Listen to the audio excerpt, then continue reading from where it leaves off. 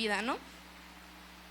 Entonces Luciano, esta persona, se burla de Peregrino Proteo diciendo: estos cristianos lo honraban como Dios, o sea Jesús, lo consideraban un legislador y lo elevaban como su guía, aquel hombre que fue crucificado en Palestina por haber introducido esta doctrina en el Nuevo Mundo.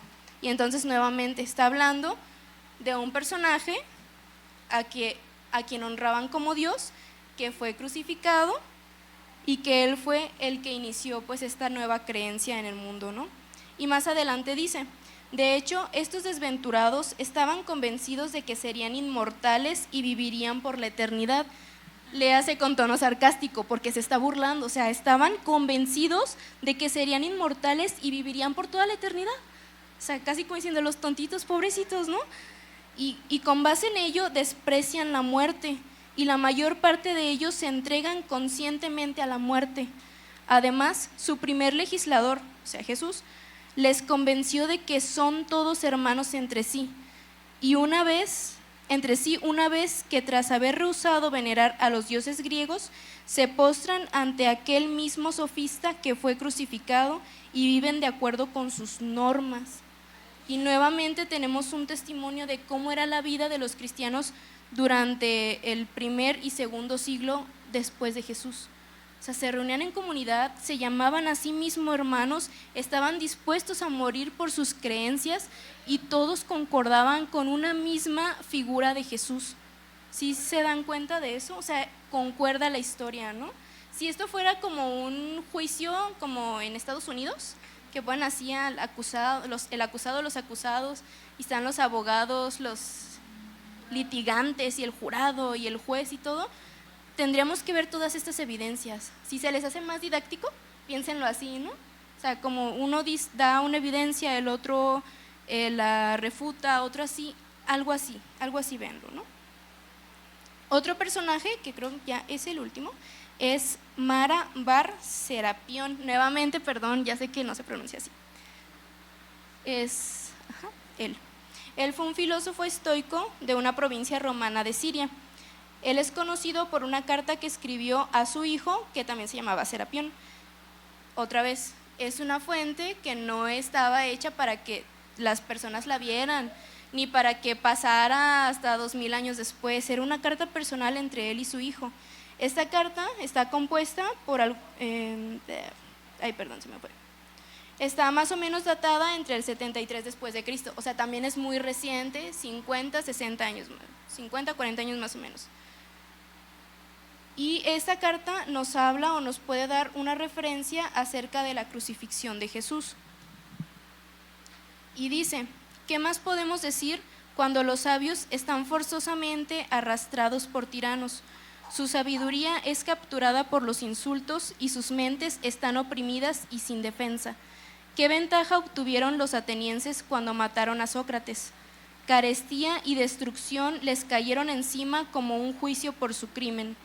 ¿Qué ventaja obtuvieron los hombres de Samo cuando quemaron vivo a Pitágoras? En un instante su tierra fue cubierta por la arena.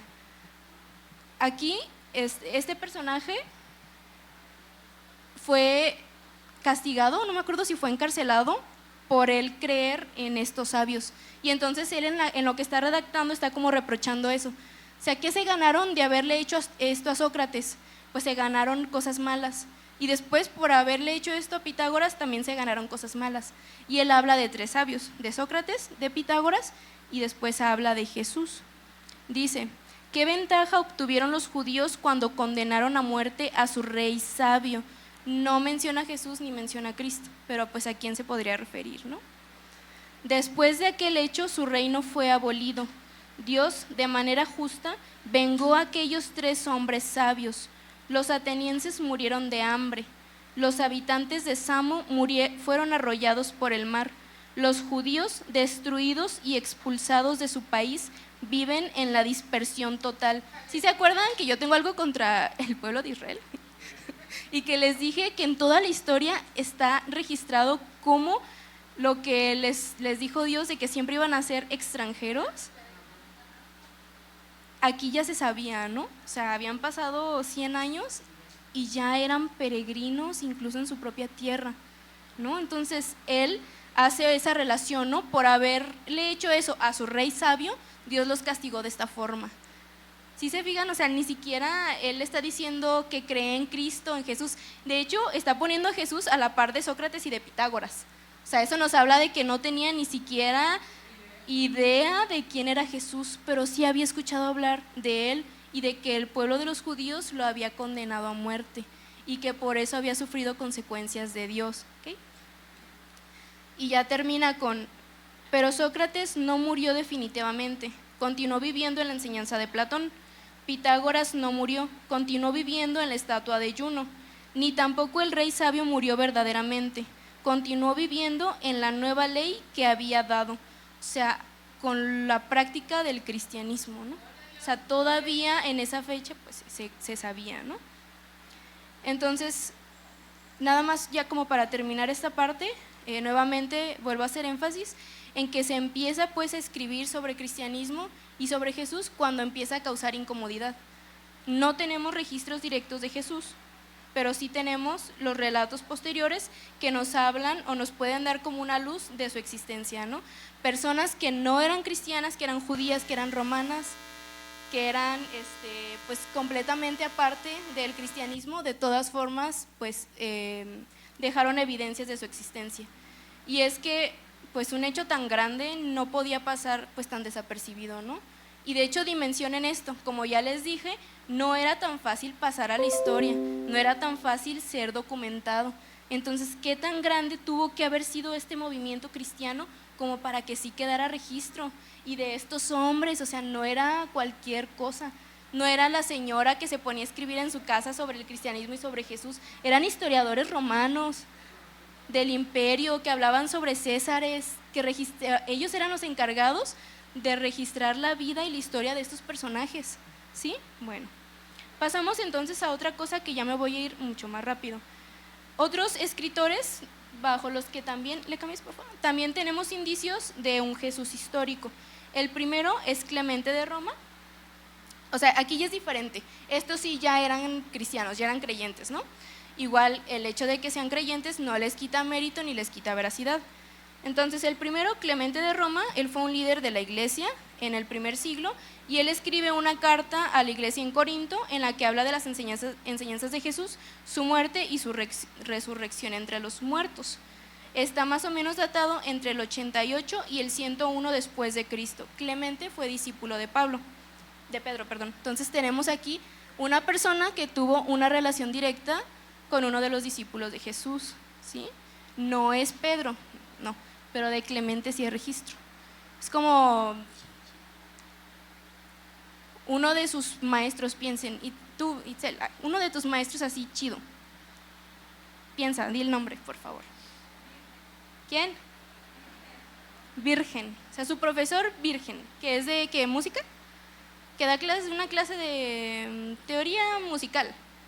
Y a lo mejor de esa persona fue así bien importante, así un músico bien prominente de Guadalajara, sin embargo no quedó ningún registro de él. Pero resulta que 2000 años después encontramos una libreta de una tal Itzelma Daí González Piedra, el 11 de febrero del 2020, en la que dice clase del profesor virgen sobre teoría musical. Y entonces esa Itzel González, que a lo mejor nadie sabe quién es, empieza a escribir, este día nos enseñó esto, esto y esto y esto. O hay una anotación del profesor que dice, te faltó afinar en esta parte, o muy bien, excelente trabajo, recuerda que las corcheas son muy importantes, ¿no? Perdón, no sé qué decir. Entonces, ese documento nos daría una idea de que existió pues este profesor, ¿no? No es que él haya escrito algo que hayamos encontrado sus registros personales, pero es como una fuente indirecta, ¿sale? Algo así. Entonces, esta persona Clemente fue discípulo de Pedro, entonces aquí tenemos una relación directa de una persona que sí quedó registrada en la Biblia, que sí quedó registrada su carita, que sí fue importante, que tuvo pues una relación directa con Pedro. La segunda persona es Ignacio de Antioquía. Él escribe una carta a Esmirna en la que afirma que Jesús fue crucificado bajo Poncio Pilato y Herodes y que padeció todas estas cosas por nosotros, y las padeció realmente, y no solo en apariencia, como también resucitó verdaderamente. Ignacio de Antioquía fue discípulo de Juan. La tercera persona es Policarpo de Esmirna. Él escribe una carta a los filipenses afirmando que Jesús vivió y murió, y también fue discípulo de Juan. La cuarta persona es Justino Mártir, datado más o menos entre el 100 y el 165 después de Cristo. Él hace una apología defendiendo al cristianismo, en donde argumenta que Jesús fue un maestro que fue crucificado, que murió y resucitó. ¿Sí ven que encontramos como estos puntos en común? Que era como también parte de defensa de la fe, porque no crean que no hubo como otros grupos que tomaron como esta parte de Jesús y del cristianismo para hacer pues otras sectas, no sé si se le puede llamar así, y entonces ellos escribían tanto sobre esto porque estaban haciendo una apología de su fe, y ellos decían, no, se llamaba Jesús, era hijo de Dios, era Dios, existió desde el principio con Dios, fue, aquí también decían el nacimiento virginal, que había sido crucificado en tiempos de Poncio Pilato. Creo que los que crecimos en familia católica, a ver, levanten la mano, yo. Y los que hicimos nuestra primera comunión nos hacían aprendernos el credo, ¿sí se acuerdan? Yo todavía me acuerdo, creo en un solo Dios, Padre Todopoderoso, Creador del cielo y de la tierra, de todo bueno, ese credo no se lo inventó la Iglesia Católica, era un un credo, un decreto que ellos se aprendían, porque ellos no tenían acceso ni a internet, ni a libros, ni nada. Entonces, para que quedara en la mente de todos ellos cuáles eran las bases del cristianismo, se creó el credo. Y el credo entonces dice que era hijo único de Dios, nacido del Padre, que fue crucificado en tiempos de Poncio Pilato, nacido antes de 2 siglos, ajá, exactamente. Ándale, esa. Yo todavía me acuerdo. Exactamente. O sea, este credo no fue una invención de la Iglesia Católica, fue una invención del cristianismo primitivo. Después la Iglesia le agrega los otros parrafitos que están al final, que ya dice que la Iglesia Católica es la única y no sé qué, ese es un agregado posterior. Pero este credo era para eso, y era lo que estas personas defendían, para que no se, ¿cómo se dice? Para que no se distorsionara, exactamente. Bueno, la quinta persona es Papías de Herápolis. Esta persona escribió que aprendió las enseñanzas de Jesús directamente de quienes lo habían escuchado en persona, y se cree que fue discípulo de Juan. Y la última persona es Quadratus de Atenas. Él fue un apologista cristiano que escribió una carta al emperador Adriano en defensa del cristianismo. O sea, sí no tuvo miedo, directamente le escribió al emperador. En él declaró, pero las obras de nuestro Salvador siempre estuvieron presentes porque eran genuinas. O sea, estaban haciendo una defensa del cristianismo, y él lo dijo directamente al emperador, o sea, no le tuvo miedo a nada. Entonces, ¿por qué es importante el conocimiento de estas personas? Porque nos demuestran la continuidad de las enseñanzas y la tradición de Jesús en la primera generación de los líderes cristianos. O sea, fue primero Jesús, después siguieron los apóstoles, y habiendo ya muerto los apóstoles, siguieron estas personas. Y acuérdense que para la historia es importante que los testimonios estén como más seguiditos. Mientras más seguiditos estén, son más confiables, porque hay menos lugar a que se distorsionen, ¿sí? Entonces estas personas, o sea, estuvieron vivas inmediatamente después del fallecimiento de Jesús, ¿no?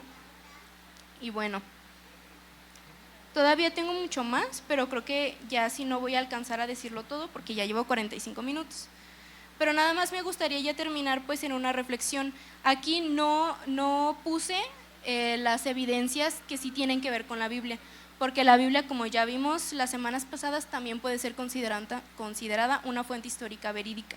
No las puse porque creo que ya las dominamos un poco mejor, sin embargo pues también podemos hablar de ellas. Y nada más así ya como para cerrar, les recuerdo que también hay criterios de historicidad para el análisis de un Jesús histórico. Uno de ellos pues es el criterio de testimonio múltiple o múltiple atestación, está bien revoltoso, que es que muchas personas, diferentes autores de diferente condición, de diferente ocupación, concuerden en sus escritos en lo mismo. O sea, por ejemplo, cuando en los evangelios se habla de la multiplicación del pan, O sea, son diferentes autores que están hablando de un mismo acontecimiento.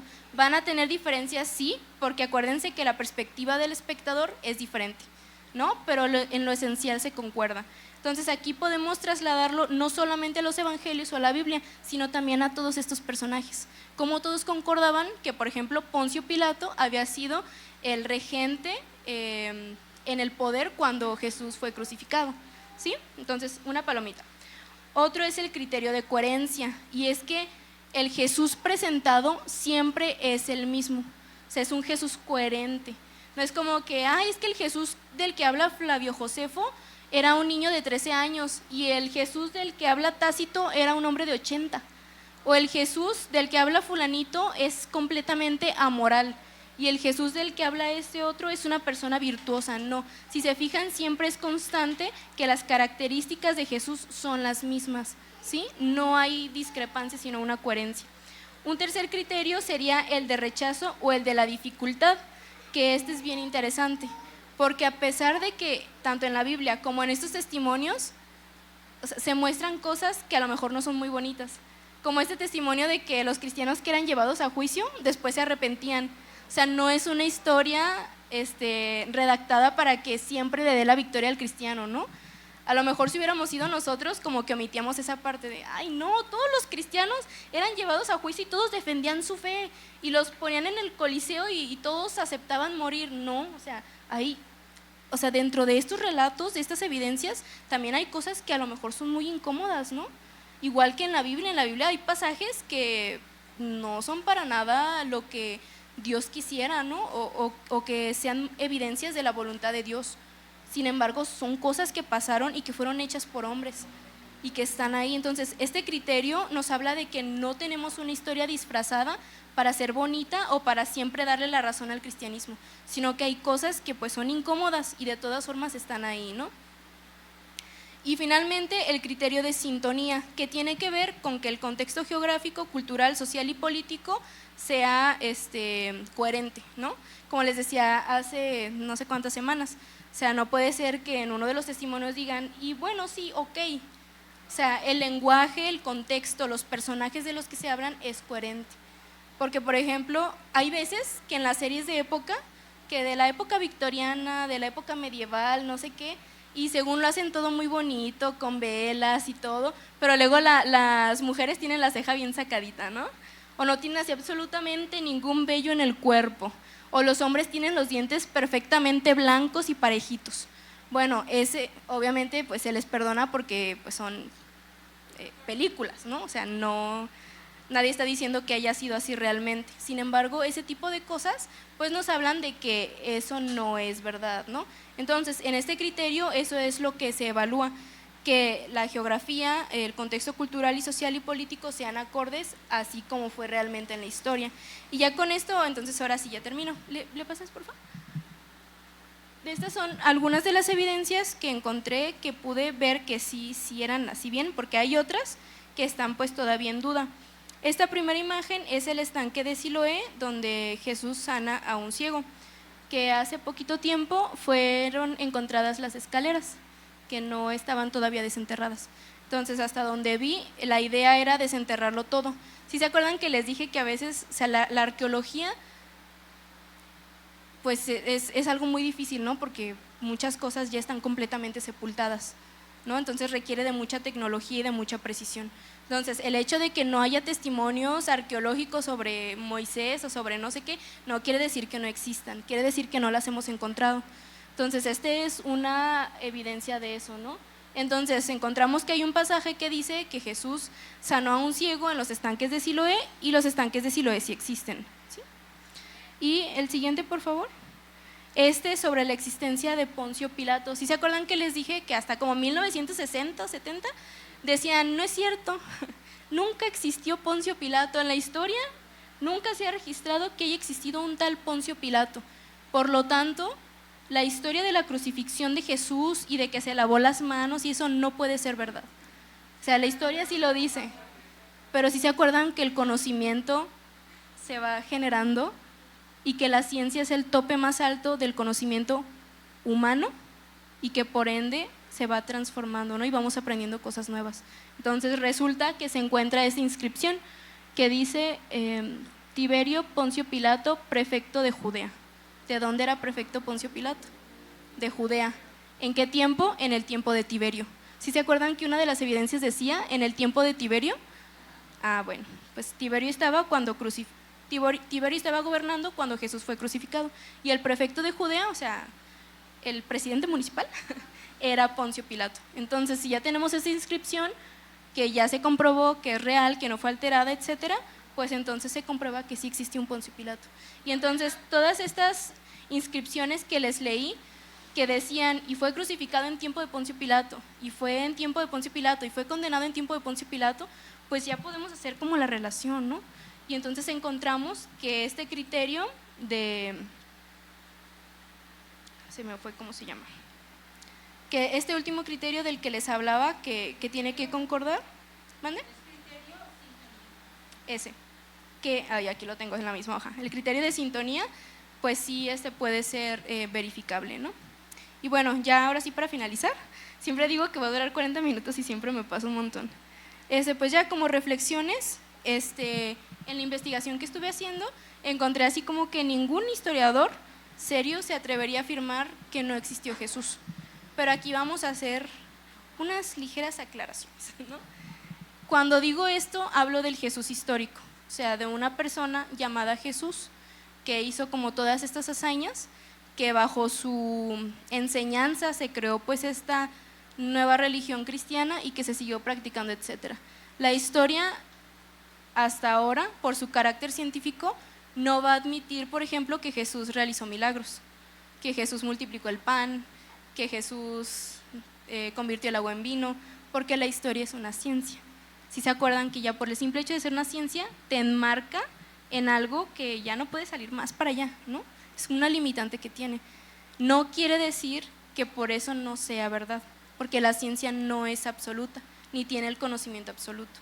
Entonces, los historiadores, me refiero a los historiadores especialistas en este tema, porque a lo mejor le preguntan hacia otro historiador X y van a decir, no es cierto, Jesús no existió. Ese historiador no es especialista. Yo también puedo decir un montón de cosas que no son mi especialidad y decir, no es cierto, eso no fue verdad, pero yo no soy especialista. Estas personas se dedican arduamente a investigar sobre judaísmo, sobre la región de Palestina, sobre las escrituras, aprenden un montón de idiomas, visitan los lugares, etcétera. Estas personas no podrían admitir que no existió este Jesús histórico, con esa limitante que se les quede, ¿no? O sea, la historia jamás va a admitir que Jesús realizó milagros, pero este Jesús histórico sí existió y no nos lo pueden negar. Ya si ellos deciden quedarse en su corazón o en su mente nada más con ese Jesús histórico, pues bueno, nosotros sabemos que este Jesús es multidimensional, si lo queremos decir así, ¿no? Es un Jesús histórico porque fue una persona que pisó la tierra, que dejó evidencias. También es un Jesús teológico, que es el que encontramos en la Biblia, y es nuestro Jesús de la fe, que es el que podemos experimentar nosotros. ¿Sale? Entonces, ¿sí les queda claro esto? O sea, ¿sí?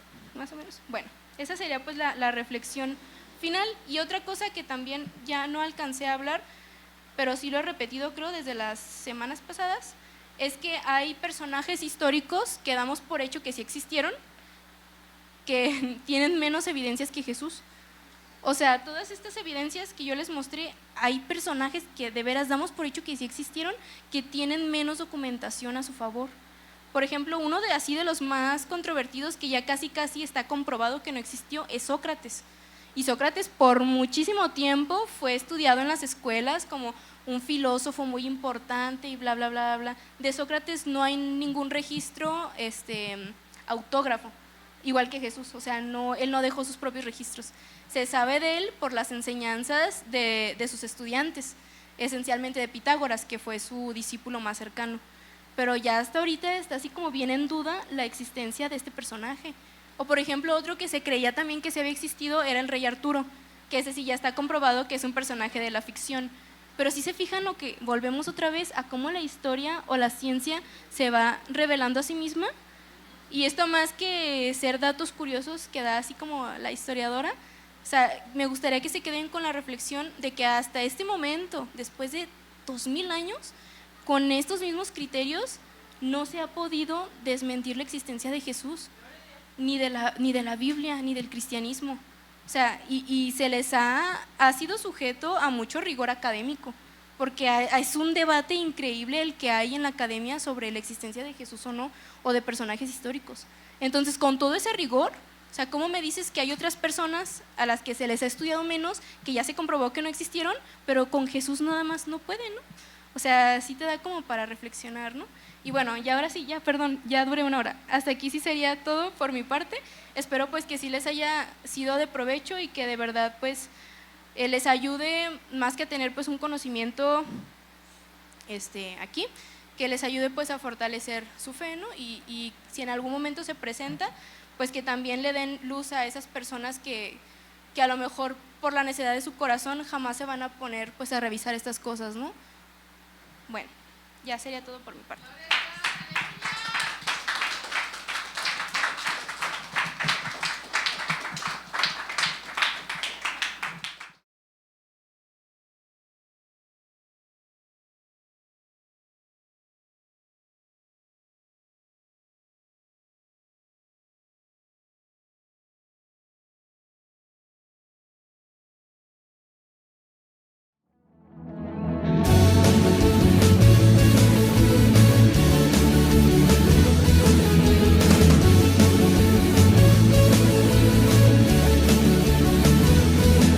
Me encontraba en este mundo perdido sin ti. No encontraba una respuesta para mi oración. Me encontraba en este mundo perdido sin ti. No encontraba una respuesta para mi oración. Mas tu amor, Jesús, fue el que me salvó. Tu gracia, Señor, me